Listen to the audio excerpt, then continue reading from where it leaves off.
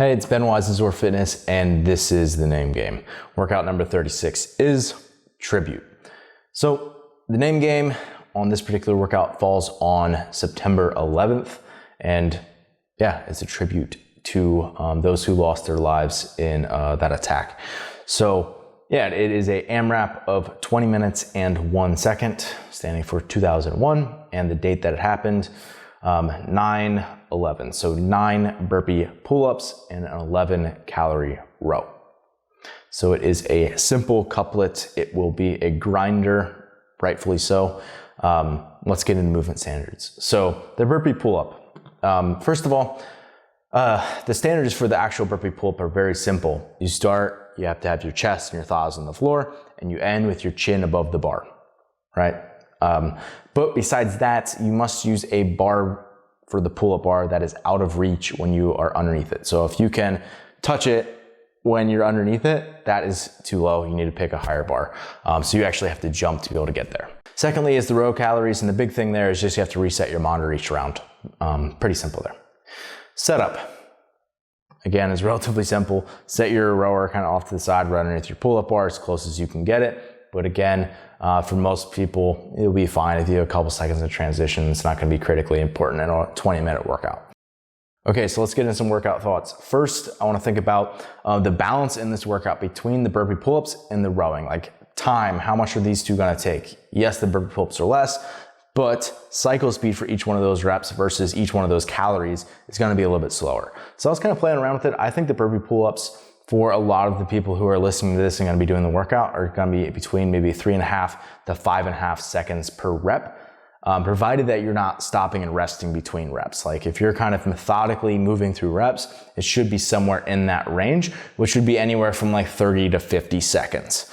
And then the row calories, if you're holding like a decent pace on the rower, say between like, 900 calories per hour for a lot of my females to up to 13, 14, 1500 calories per hour for some of my better males are going to be anywhere between maybe 25 and 40 seconds. So you're looking at a little bit of a bigger chunk of the time being devoted to burpee pull-ups, but still a decently even split between the two.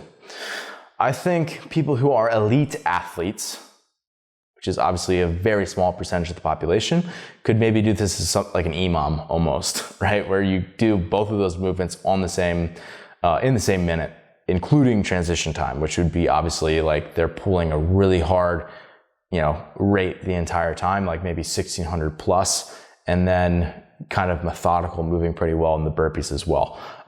People who have pretty elite capacity in burpees and pull-ups, it's going to come down to what your row pace is, but that's not what I would recommend most people doing. Most people I would say would be maybe between like 80 and 100 seconds per round. And that's sort of what I would, sort of how I would gauge this would be like do a round, like an entire round as part of your rehearsal, practice to get sort of warmed up and be able to clock yourself and again, execute it at the pace that you think you could hold a 20-minute AMRAP is, which can be hard to judge, but it will start to give you an idea of maybe what pace you could hold and what would be appropriate for you. Other points of performance that I think are going to be helpful. I think, again, the biggest thing for especially a lot of sort of intermediate athletes will be their just burpee ability to be able to maintain a methodical and continuous movement in the burpee. So try to keep moving on the burpee, basically, and then allow the row to be sort of whatever capacity you have like left over, right? So hold whatever pace you can for the burpee, and then use the recovery row. If you feel okay, you can build that row pace. If you feel drained, obviously it's going to be turned into more of a recovery row. But again, I would say the goal is to rest the least amount possible. Again, for people with great capacity, that's not going to be an issue, so they'll just row a little bit quicker. For everybody else, it's going to be like, I'm going to try to be recovering a little bit on the row itself so that I can get back to the burpee pull-ups and keep moving. That's what I mean by leftover capacity. So again, a few things for the burpee pull-up. I'm going to link to a video kind of explaining some of the efficiency tips that I have for this movement in particular, but there's kind of two ways to do this, where you could either do a burp, well, either way you're doing a burpee, I would recommend probably stepping it up. And then you can jump and immediately go into like a strict pull-up where you use the upward momentum from your jump to go into the pull-up, or you can jump, almost go into like a hang for like a fraction of a second, and then initiate a kip and do like a traditional like gymnastics kipping pull-up. I don't necessarily think one is better than the other. I think often it's dictated by the type of athlete you are. A lot more of my male athletes who have just done a lot more pull-ups in their past, just as a result of sports training and other things, they'll just go straight into their pull-up. And certainly the females that have that capacity will do that as well. But yeah, there's nothing wrong with doing the kipping pull-up version. The other thing is you want to think about, you want to minimize the amount of compression that you have in your burpee.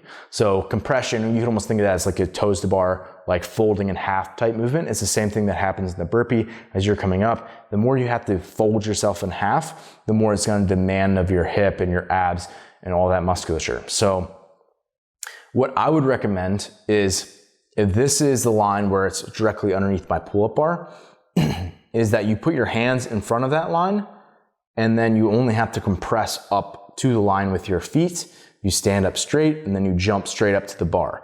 Versus what a lot of people end up doing is they'll put their hands back behind this line, and then they have to compress and bring their feet all the way up to their hands. And then they're still often back behind the bar, where they have to take a little step and then jump up to the bar. So think about putting your hands in front of where the pull-up bar is, so that you don't have to bring your feet so close to your hands. Again, if that doesn't make sense to you, go watch that video. I'm gonna link to it below. Check it out. But I think that's extremely important, you kind of saving yourself and being as efficient as possible in those burpee pull-ups, because I think that's a big part of the workout. And then lastly, take your time in the beginning portion, right? Kind of feel it out. It's a 20-minute AMRAP, and it's only a couplet, right? There's not a lot of movements to hide your capacity. So take your time, build into it, and then get gritty, because it is a hero style type workout. Yeah, if you're someone who's just watching this on YouTube, make sure you sign up for the protocol. You can do that at zoarfitness.com/pro-trial to get a free week. And then along with that, you will get the program Vault, which is every program I've written and all the ebooks and that stuff. And also you'll get access to pro articles, which is a lot of coaching education and resources for the sport of fitness. So be sure to check it out. Everybody else, best of luck on Tribute.